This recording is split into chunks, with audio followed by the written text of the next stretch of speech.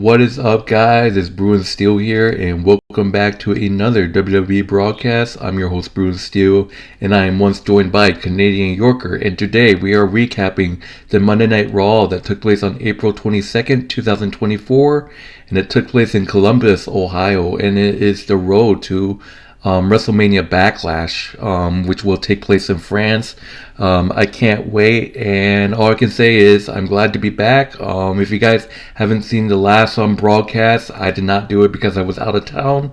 My good friend Canadian Yorker here did it. If you guys haven't checked it out, it's on WWE Wrestling Bros. So it's not on his channel or my channel. It's on our wrestling channel, which the link will be in the description of this video. So be sure to check out that video. So how are you doing today, Canadian Yorker?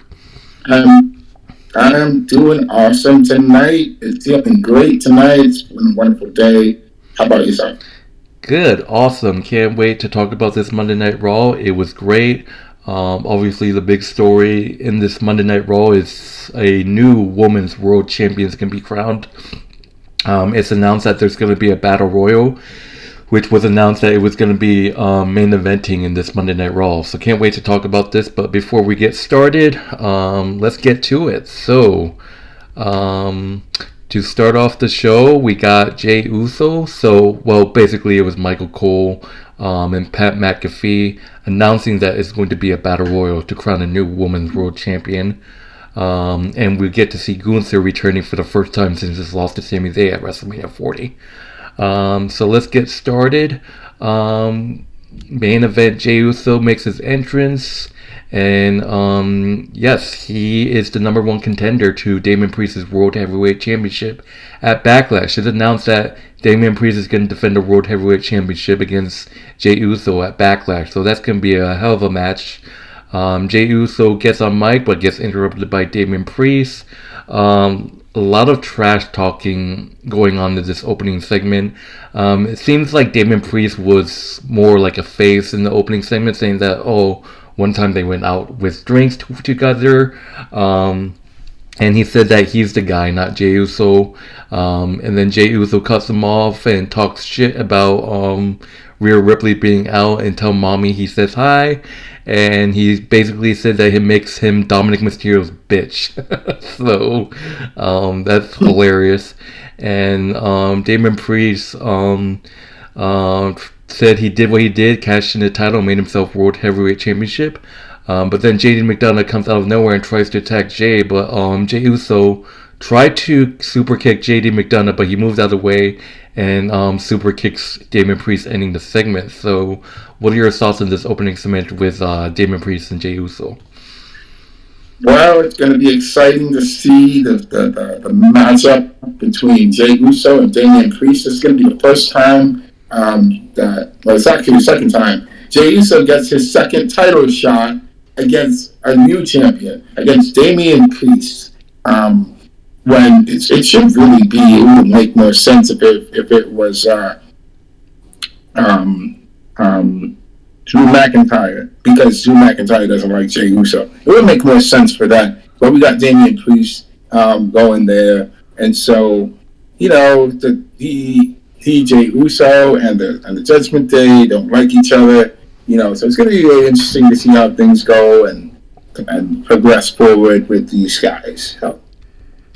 Alright, so moving on to the first match, we got DIY, Johnny Gargano and Tommaso Ciampa facing off against Austin Truth. R-Truth and The Miz, and they are facing each other for the WWE World Tag Team Championship. So Austin Truth's first title defense, and people are like, DIY is probably gonna win, but Austin Truth, they deserve a sort of a run in this match. So obviously, the history with DIY and Austin Truth, they're good friends.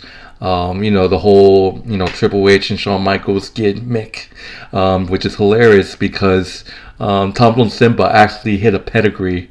And I think it was R-Truth, so that shows some Triple H, and then Johnny Gargano hitting a super kick, and went back and forth. At first, I actually thought that DIY was going to get the win, but at the end, it was pretty close.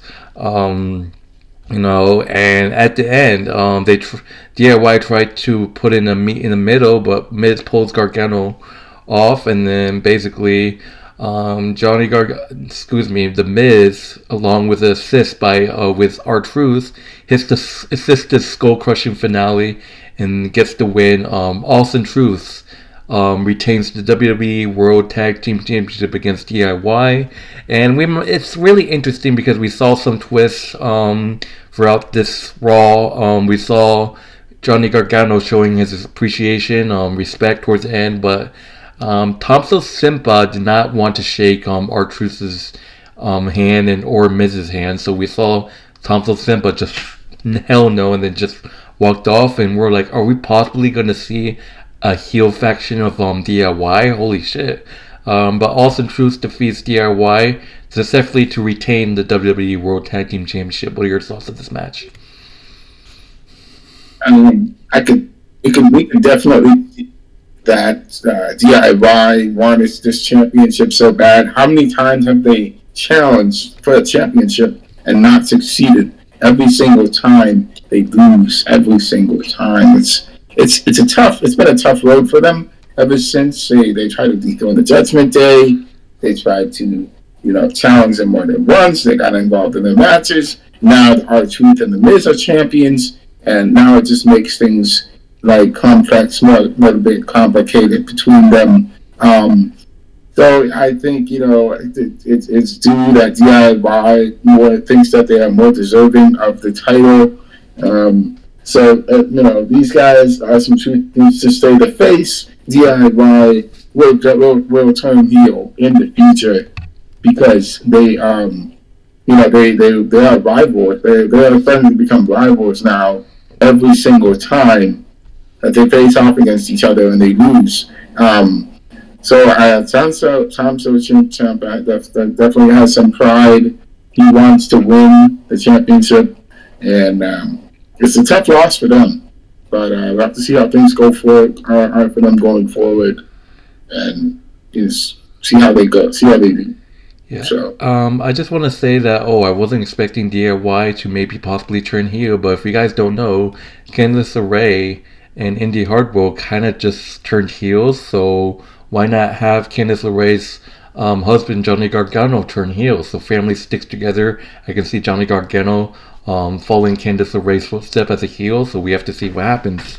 But moving on, we got the return of Gunther, his first appearance after his loss to Sami Zayn at WrestleMania 40, flanked by Imperium.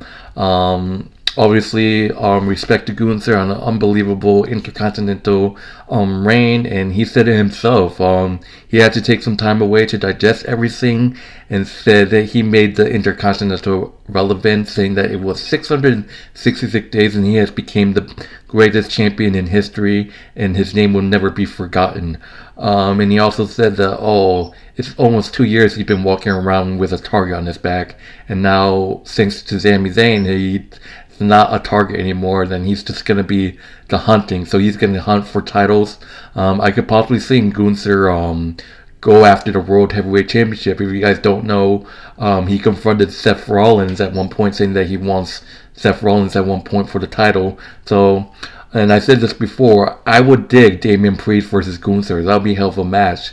I would even dig Gunther versus Cody Rhodes. That would be a hell of a match right there. I don't think Gunther and Cody Rhodes have ever faced each other, unless it's way before, but that would be a hell of a match, Gunther and Cody Rhodes.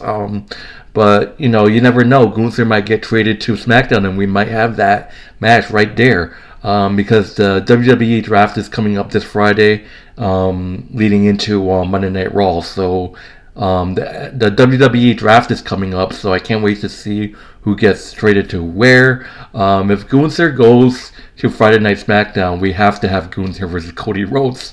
But if he stays on Raw, he's probably just gonna go after Damian Priest. But I don't know. Damian Priest is occupied with Jey Uso. Drew McIntyre wants to go after him, so we have to see what happens. But aside of that, Gunther said that he's announced himself to be in the ring of the King of the Ring tournament. So we had Xavier Woods win it last time, and then we had Selena Vega win the tournament last time as well. So Gunther is going to be in the ring of the King of the Ring, and they get interrupted by New Day, and obviously Xavier Woods said that he's going to defend his King of the Ring, and he makes fun of Gunther for not having a title. Like, holy shit, give the man a break. And I'm like, they're really going to book New Day versus Imperium. It's like the 100th time that I've seen these two teams face off against each other. Like, holy shit. Like, please no. Like, didn't they already finish their rivalry? And yet it happened. They booked that matchup. So what are your thoughts on this segment between Gunther and New Day? I think it's really nice that Gunther gets a fresh start. Like you said, he has the opportunity now to challenge anyone and any title. And he's a dangerous opponent. We know that. We've been talking about him for the past year and a half. He's a dangerous opponent. That man he has been a back-to-back champion. Like I said, if he had continued to be the Intercontinental champion, he would have pushed it to far greater heights. He was this close, almost there, just getting to that 1,000-day mark of being the champion and defeating his opponents. So Gunther is definitely worthy of being the next champion, the next World Heavyweight title champion, the next WWE champion. He can challenge Logan Paul, become the next champion. It would be really interesting to see that happen. But I'm just saying that for sake, the fact that he beats Logan Paul for the United States Championship. But anyway, it is what it is. Gunther getting that and having a fresh start, like Sami Zayn literally took that burden that he had and he put it on himself. And that stuff. So Gunther is now free to do anything. The other thing about Gunther, about the New Day and the Imperium, they were going back and forth. It's good to see that there's still rivalries going on with the New Day and Imperium. The New Day definitely need a rivalry to keep them, and it's good. It's good that they picked up the win, and that's great. However, something else happened. I don't know if you know this or if you've heard of it, and that is that Vinci is out. Yeah, we're gonna get there. We're gonna get there. We still haven't talked about this. No, we're gonna get there. Yeah, all right. I'm just mentioning it. So, talking about this New Day and Kofi Kingston, New Day and Imperium matchup for the 100th time that I thought it was completely boring. Why? Why am I watching this for the 100th time? It went back and forth. It was great. I was like, can someone please win? This was a great match. I'll admit it, but I was annoyed that they're doing this rivalry back and forth again. And it's like, didn't Imperium finish this rivalry by beating New Day in a street fight? Like, holy shit, why? But it was a good match, honestly, but I was annoyed that they booked this match again between these two teams that face each other for the 100th fucking time. But it went back and forth. It was a nice tornado DDT that was so close. But at the end, I don't really want to talk about the match because it was annoying. But at the end of the match, they end up winning the match. New Day end up winning the match with a up, down, down. That's funny. I guess that's a new move they created since up, down, down is Xavier Woods gaming channel. It's the up, down, down move on Giovanni, Vinci, and it was a great match. Gunther was on the sideline watching, and he was really angry. Throws the chair into the barricade. To be honest, I actually thought, is Gunther gonna turn face right here? There's people actually clapping for him, but still, it looks like he's still gonna be a heel. After this happened, we'll talk about it now. Out of nowhere, once Gunther went to the back, Ludwig Kaiser and Vinci, helping each other, but then Ludwig Kaiser turns on his partner finally after many times losing and stuff like that. Ludwig Kaiser has officially turned on Giovanni Vinci. It gotten so bad that he drop kicked Vinci into the steel steps. The same maneuver that he did to Kofi Kingston, knocking out Kofi Kingston for several weeks. I don't know what the extent of Vinci's injuries after that vicious attack. He might. There's rumors that his WWE contract is coming up and he's probably going to leave WWE. People are saying that. We have to see what happens. If not, then he's just probably going to come back as a face. I don't remember seeing him as a face. I think it was his past NXT days. But we're definitely going to see a face Giovanni Vinci. And Tiffany Stratton must be proud of her man beating up someone that brutally, that the fact that Tiffany likes to slap people. Yeah. But and it was seen backstage. It was revealed that Gunther was the one that called the shot. Gunther called Ludwig Kaiser to attack Giovanni Vinci. I guess Gunther had enough of Giovanni Vinci. It's like, you know what, attack him after the match. He's out of here. So I think Imperium just kicked out Vinci. So I know you want to talk about this. What are your thoughts? I think my thoughts are that Giovanni Vinci, I don't think we've seen the last of him. We have not seen the last of Giovanni Vinci. I believe we are going to see an Imperium civil war, just like how the Bloodline had a civil war. We're probably going to have, not something to the sense of what happened with the Bloodline, but there's definitely going to be some friction involved with Giovanni Vinci and Gunther and Kaiser, because these guys, when they attacked him, they made it personal. Giovanni definitely has cost them the time they've lost. They definitely have lost matches because Giovanni wasn't living up to his end of the bargain. So it's obvious that these guys, that Imperium doesn't accept losses. They don't accept losers. They want winners. They want people who give results. So for them to take out Giovanni, you could say it's a matter of business because they had to do it. They didn't want him there anymore. He outlived his purpose, and they're probably going to get him to. They're going to get someone to replace him. The other thing is that Giovanni, when he was on NXT, I learned that he was with the NXT champion, the current NXT champion now, the Dragunov. So him and Dragunov were close, and they actually were opponents to Kaiser and Gunther. So we might see what if Dragunov comes to WWE and drops his title. We don't know what's going to happen, but that could happen.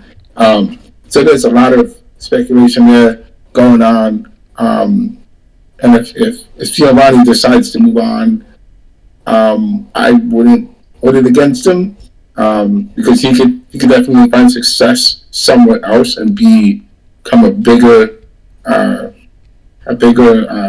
wrestler than what he is under Gunther and Kaiser. So. All right. So yeah, it's rumors that Dragunov might get drafted to Raw, and I think Dragunov could come back.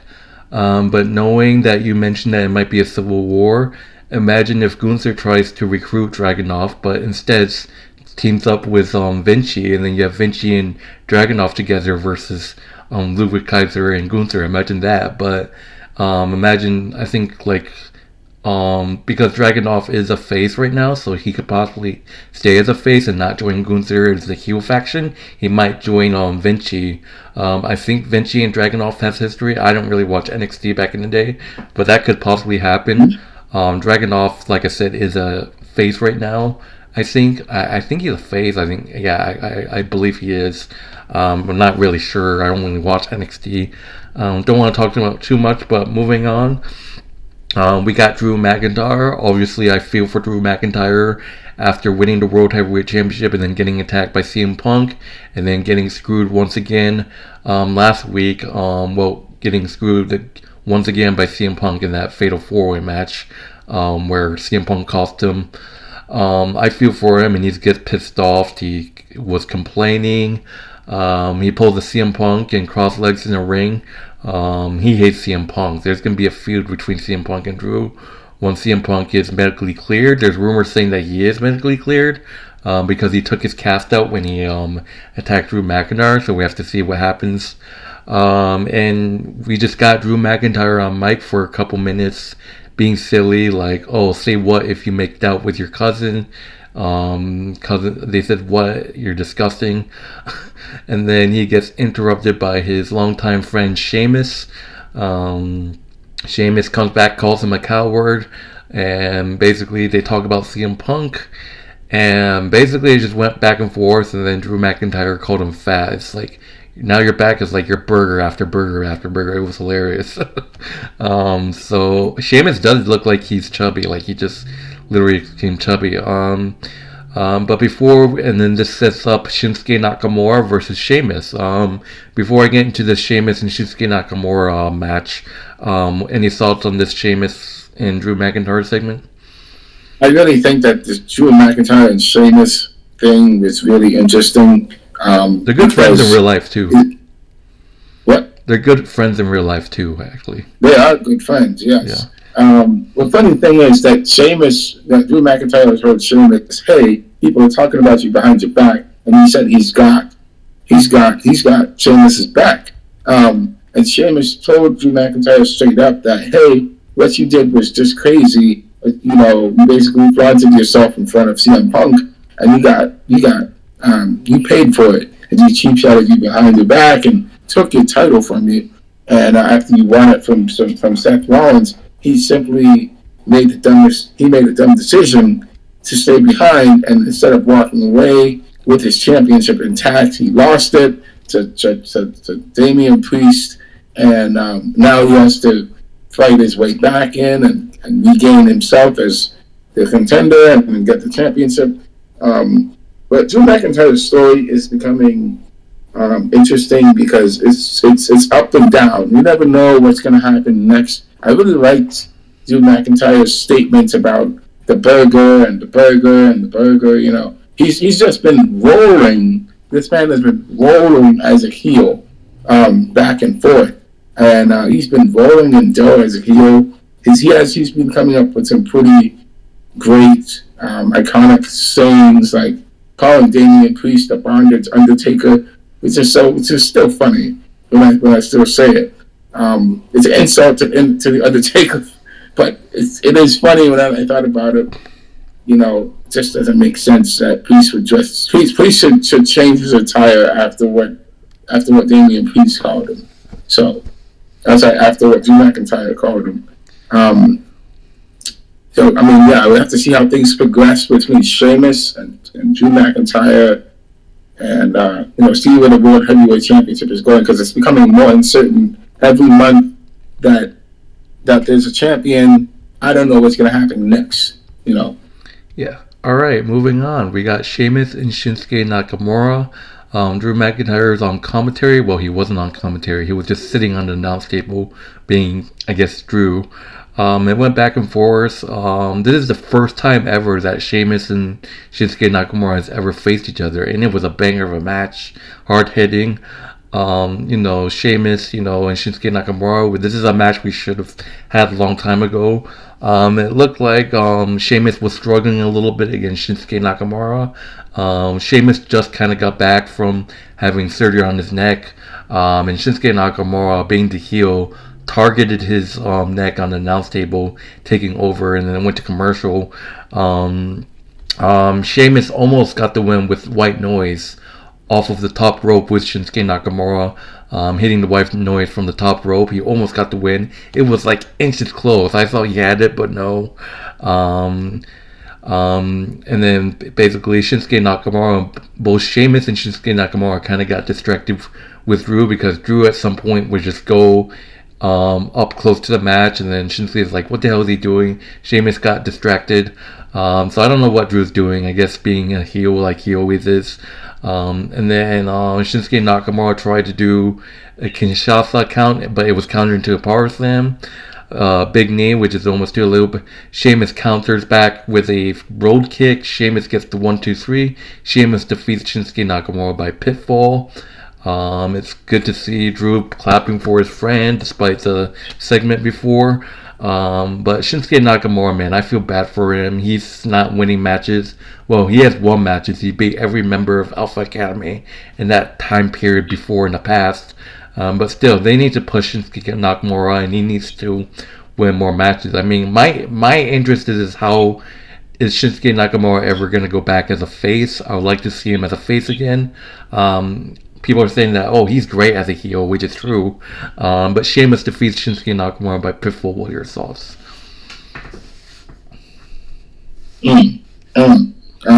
Sheamus and Shinsuke Nakamura.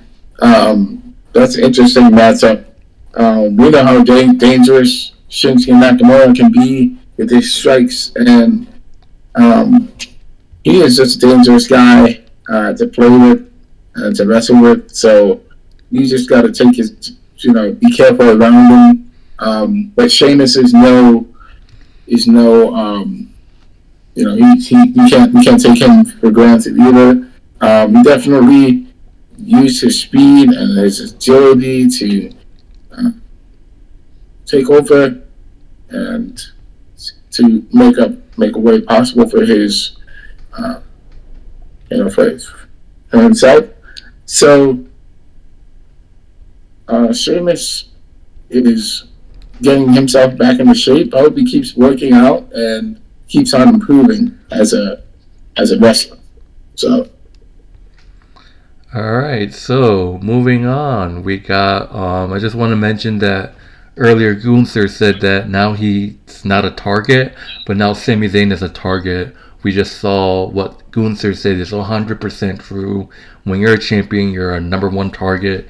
And in the interview with Sami Zayn, he gets confronted by Big Bronson Reed, which then brutally attacks Sami Zayn, and that's what Gunther was talking about. As a champion, you got a target on your back, and Bronson Reed is a hungry man, huge guy, hard to beat. And he said he wants Sami Zayn's Intercontinental Championship, and Sami Zayn has a target on his back right there. But moving on, we got Chad Gable. We got a heel Chad Gable along with his face faction of Alpha Academy, and Chad Gable is here to explain his actions from turning heel last week, which was crazy. He said that he didn't like that Sami Zayn had to rub it in his victory in front of his face. He didn't like how Sami Zayn was celebrating in front of his wife, and he said that it was supposed to be his moment with his daughters. And he dropped the bombshell saying that he wasted his time training Sami Zayn and a bunch of freaking losers, which he referenced Otis, Maxine Debris, and Tozawa. And Chad Gable goes to every single member of Alpha Academy and asks them what's going on. Tozawa, you got a problem? He called Maxine a dumb box of rocks, and then he started on Otis saying that he's the most disappointment of all of them. And he said that they're going to help Gable win his Intercontinental title back. And he said no matter what. And then Maxine, Tozawa, and Otis, they're all looking at each other. It's like, I don't feel comfortable. But Otis sadly said, yeah, whatever it takes. So, huge segment right here. I did a video talking about possible paths for Alpha Academy, and I can tell you that Otis, Maxine, Tozawa, they do not want to be part of Chad Gable's heel group. So most likely they're going to be replaced, and we talked about it. There's been rumors that Chad Gable will most likely recruit the Creed brothers. The Creed brothers will probably turn heel.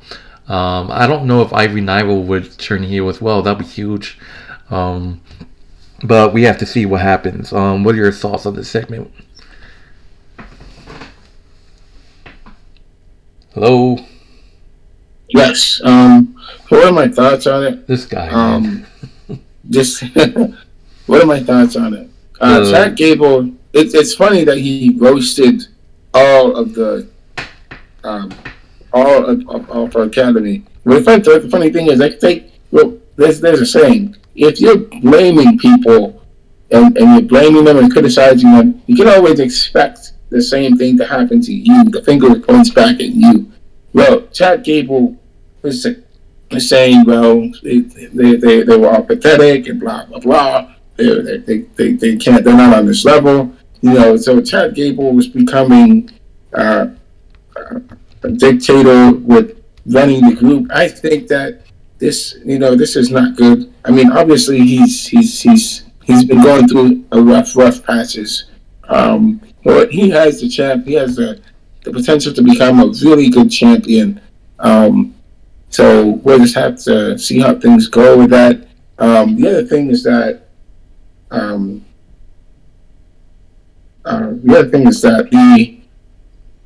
the way things are with Chad Gable, it seems like he has to be this way because he wants to get what he wants, and that's the championship. And he can't do it just by being nice guy, So he has to do things that he would normally never do in order to be the best champion that he can be. So that's all I have to say about that. So. All right, so moving on, we got Andrade and Ricochet taking on JD McDonough and Santos Escobar. Dominic Mysterio was supposed to be teaming up with JD McDonough. Excuse me. Dominic Mysterio was supposed to be teaming up with JD McDonough, but he got hurt apparently. He had elbow issues, so he asked Santos Escobar to fill in. So this was a great match. But before we start, we see Dominic Mysterio and Liv Morgan together in the backstage, and we have to think, is Liv Morgan going to take Dom from Rhea? So that'll be funny if it does. But talking about this Andrade and Ricochet, JD McDonough, and Santos Escobar match. Dominic Mysterio has a mustache. That's funny. And then they were chanting to Dom, "Shave your mustache." And he was getting involved in this match. Andrade is just a strong man. He's athletic. I love him, and they actually worked well together as a team. Michael Cole said, Santos Escobar and JD McDonough were working well as a team. At some point, it was Santos Escobar and JD McDonough taking control of this match. After Dominic Mysterio got involved, it went back and forth, but at the end, it was a close match. Andrade wanted to do the Three Amigos, but Santos cut him off and double suplex him. But then they were able to hit a La Sobra from Ricochet and Andrade to get the win on JD McDonough. Andrade and Ricochet gets the win over JD McDonough and Santos Escobar. Post-match, Damian Priest attacks both faces, both men, and turns on Dominic Mysterio, saying that says he doesn't need anyone, they need him, which is shocking. I think, like I said, this is the start of the downfall of Judgment Day. Damian Priest is probably going to get kicked out. What are your thoughts on this match with Andrade, Ricochet, JD McDonough, and Santos Escobar? It's great to see that these guys are still feuding, and there's a lot to be said there. But now that Judgment Day is bigger than Boston, it seems like we have to make adjustments to the win. There's a lot of things going on with that group. I'd like to see how much more they're going to prepare for it. So. Alright, so we are finally at the main event, the WWE Women's World Championship Battle Royal. So the winner will become the new Women's World Championship. So a lot of good talent. Obviously, Liv Morgan was in it. Maxine Debray, Becky Lynch, Candice LeRae, Indy Hartwell, Piper Nivens, Chelsea Green, Shayna Baszler. There's a lot. So to start off the match for the first elimination, Candice LeRae actually gets eliminated by Maxine Debray. And Indy Hartwell tried to eliminate Maxine Debray, but Maxine Debray counters eliminates. So Maxine Debray eliminates Candice LeRae and Indy Hartwell. Put some respect to this woman. And then it was I think it was Caden Carter and Chance got eliminated next. Yeah, Stark eliminated both of them. So it was Zoe Stark that eliminated Carter and Chance. Nia Jax dumps Ivy Nile. Ivy Nile gets eliminated. Maxine confronts her, and then the Braid did put up a show, but it wasn't enough to take down Nia Jax. Nia Jax eliminates Maxine the Braid. Moving on, it was Becky Lynch. Becky Lynch eliminates Pimper Niven after a struggle, but then Pimper Niven's all pissed off and then puts her for the rope for the steel steps.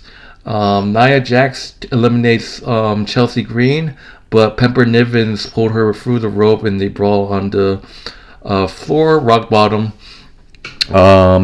Nia Jax hasn't been eliminated, but puts Becky Lynch through the table.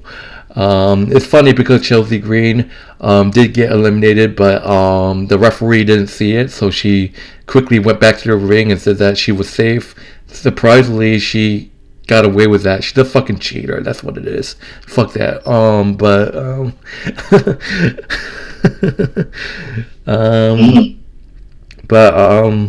It was Chelsea Green eventually got eliminated by Zoe Stark. Shayna Baszler, Zoe Stark, Nia, Liv, Becky, final 5. And it was back and forth. And it was a close battle royal. It was back and forth. I think Nia Jax eliminates Shayna Baszler. Yep, that happens. And you're left with Nia Jax, Liv Morgan, and Becky Lynch as the final. Nia Jax was dominating until she made the mistake of going to the top rope. Liv Morgan and Becky Lynch teaming up to eliminate Nia Jax. Final 2 is Becky Lynch and Liv Morgan. They went back and forth. People were expecting Liv to win, but no. Becky Lynch hits Liv Morgan with the manhandle slam. Liv Morgan falls off. Becky Lynch is the last woman standing in this battle royal. Becky Lynch is your new WWE Women's World Heavyweight Champion. Let's go. I'll just say that I didn't expect it, but I'm happy. I said I wanted Becky Lynch to win the title, and she did. And I know there's going to be Liv fans that are pissed off. What a battle royal, and congratulations to Becky Lynch. Can't wait to see her defend it multiple times. What are your thoughts on this main event? It's really interesting. This guy's tired, guys. He's out completely. Well, out for the next 8 months. What's interesting is that Dominic Mysterio actually got injured also for some reason. I don't know how that happened. I don't believe he is. I think that's just a souvenir from Mommy. You know, Mommy had thin cast. He's like, I'm a bigger fan. Yes. I'm gonna pretend to be injured. That's what the bitch is doing. That's what it is. Yeah. So I just gotta mention first that Rhea Ripley is. It seems like Dominic also met with Liv Morgan, and Liv Morgan is trying to take away everything from Rhea Ripley. So could Liv Morgan be the person that's going to be the turning point for the Judgment Day to force Rhea Ripley out of the Judgment Day, become a judge part of the Judgment Day herself? You know, that would be a crazy sequence. And Liv Morgan is going to be going after South. She's going to be going after Rhea Ripley for what she did. She also wants to win her WWE title. So now that Becky Lynch has the title, Liv Morgan has more reason to actually win the title over Becky and get the win. So there's a lot of aspects to it that Liv Morgan has to go through because of her revenge tour. This is all part of it. She's just causing a lot of chaos in the women's division. It wouldn't be this way if she had not decided to go after Rhea Ripley, but she's decided to do it anyway. So it's a tough situation to be in. So you have to see how things go with her. Getting into the fatal foray was good. So for Becky to win the WWE title is good for her. However, she is, she has to watch her steps when she's going into new places. That's always important. So that's all I have to say about that. Luckily, it wasn't Nia Jax who won. Yes, if Nia Jax won, man, it would be Chelsea Green. If those two had won, Chelsea Green or Pimpin' Evans, if any of those four had won, we would not be having this discussion tonight because of these two winning. It would be a very sad day for us to see it happen. But we're glad that it didn't happen. And there's new champions. For the thing for Becky Lynch winning, I didn't actually expect it. I thought Liv was going to take it here, but once I thought about it a little bit after Becky, it's like it makes sense for Becky to win. I mean, I think they're just building Liv's heel character for Rhea when she returns, and basically Becky's going to probably hold on to it until SummerSlam. I don't know how many months Mommy's going to be out, 8 months maybe. But I feel like Becky's going to hold it until SummerSlam. That's where Liv is going to beat Becky. A returning Rhea is going to confront her. But that would do it for the Monday Night Raw. Thank you guys for watching. In terms of grading, I give this show a B+. How about you? I am giving it I give it a B+ also. Yeah, it's great. It was good. It was a good show. Not a bad show. Alright, this guy is tired, so we better wrap this up. So, thank you guys for watching. That would do it. It was an awesome show. But yeah, great show. Once again, my name is Bruin Steele. This is Canadian Yorker. We'll see you next time for the next broadcast. If you haven't done so, like, subscribe. And check out my friend Canadian Yorker's channel. Will be in the description of this video. And I hope you guys enjoy the rest of your night. So peace out. Good night. Good night.